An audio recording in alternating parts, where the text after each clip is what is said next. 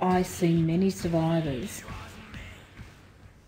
who for a range of reasons can't report or are fearful of reporting and at the time make the decision not to report.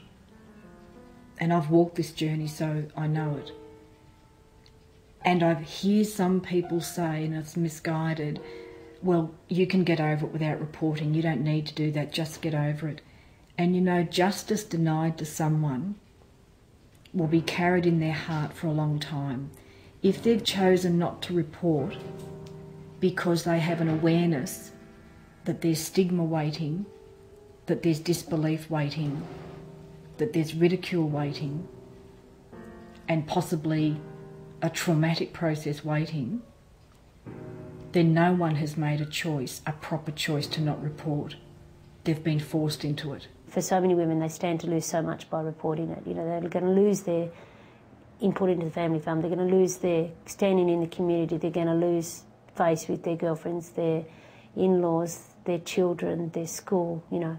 And for quite a lot of them, I think they make that calculated decision, I'm just going to put up with it. I'll get myself pissed and I'll put up with it rather than doing all that. Or I'll leave him when the kids get through school. It is a lot of issues for women to overcome if they wish to, you know, have these matters reported and investigated, and the fact that it's their partner, the person that they live with, that these types of offences happen in their own home. In the beginning, they may not be able to name what's occurred to them, particularly when there's children involved, to name their partner as a rapist, that the father of their children could be acknowledged as a rapist. And I would suggest if once it's reported, that relationship would be effectively be over. That's one of the big things why a lot of sex reports don't get reported, is the fear of not being believed. For example, when we're doing a forensic, we're looking for DNA, and or in the setting of a forensic assault, sometimes it can be that there's consensual sex or wanted sex, say, within the last week with the person who did the assault. There's probably not a lot of physical evidence available. It comes down to issue of consent. Forensic evidence might be present. It'll come down to a question of consent. Now, and that's when one will say, yeah, may have had sex, but it was consensual. So your forensic evidence is not very... They're not going to dispute the sexual act. What they're going to dispute is the consent. If a woman says that she's assaulted by an intimate partner, we can't just rely on the DNA. So there'd be other things in my report, like if she has got any signs of, you know, restraint, bruising or anything like that. So the second time I went to the police, I turned up with bruises and I said to them, look, you can see, I want you to take photos. You can see this. I said, I want you to charge him with assault. And they did.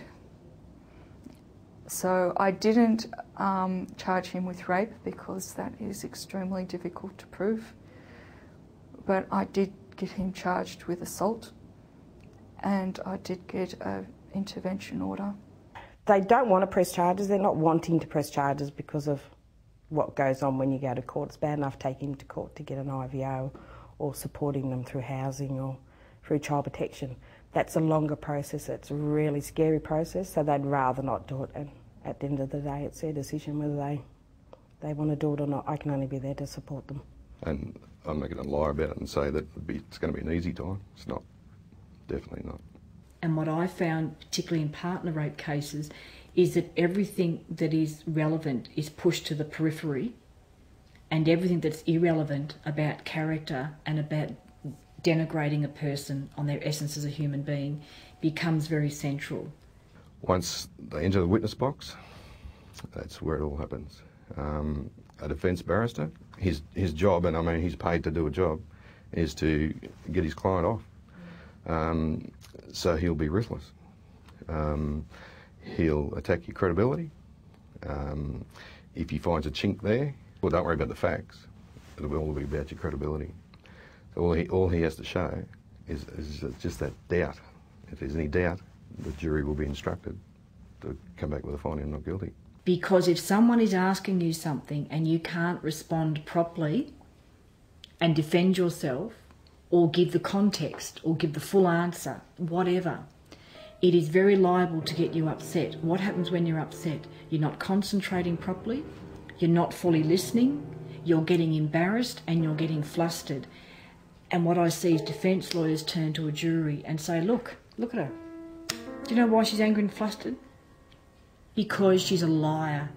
That kind of systemic bias has evolved with the common law over centuries, long before matters of sexual assault were ever litigated. And partner rape presents a problem because of the entrenched bias about women as a second-class citizen who doesn't have equal worth with a male, and particularly not with her husband.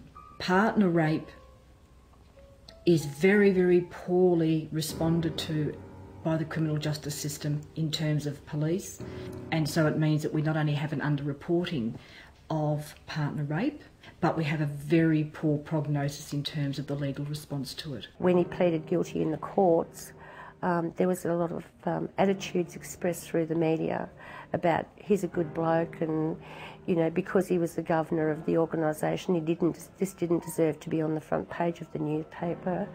You know, like my solicitor, when we were going through the divorce separation process, sat there and said, you know, you may look like Miss Goody Two Shoes, but that's not going to get you anywhere. Women in partner rape suffer the most in a legal system because what is it basically happened? We are affronted that a woman should not just dare accuse a man, but a man in a position of authority who is supposed to be her partner. Just because you go to church, that you don't really drink alcohol, you don't do drugs, doesn't make you a better parent. And someone who does take drugs from sun up to sundown, who drinks all day, that doesn't make you a better parent. And through court counselling, he came off looking like he was the better parent. So that was very hard. The shocking thing is victims don't have to prove rape. They actually have to prove that their character is worthy enough to withstand the horrendous, personalised scrutiny and whether they can be seen as a credible, decent human being, and then we'll decide whether rape was proven. Because I remember having a meeting with a whole set of senior people in government who were involved in policing and in prosecution and justice, and we all said to each other, if you were the victims of sexual assault or if a family member was, would you put them through this system? And most of us said no. And that meant the system has to change. And the fact that a legal system is aware that they themselves would tell others not to means that they have an awful lot to live up to now in terms of addressing that.